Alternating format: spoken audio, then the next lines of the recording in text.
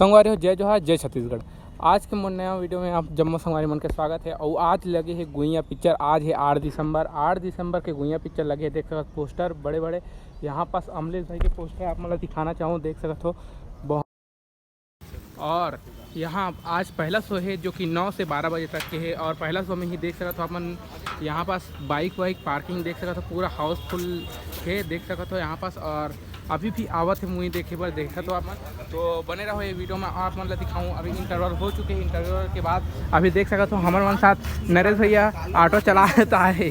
जय ऑटो चलावता है भैया। चालू हो गया का? अब ये चालू हो ये ऑटो खोले का रखना भैया। वो पार्किंग खाना वाना खा रहे थे और शीतलवाड़ी आ रहे थे।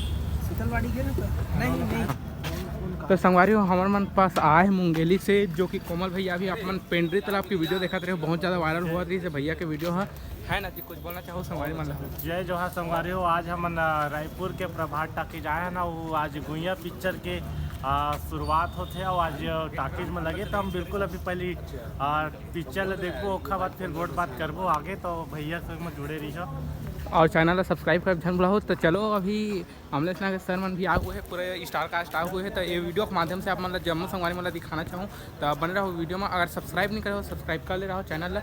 जय जोहार जय छत्तीसगढ़।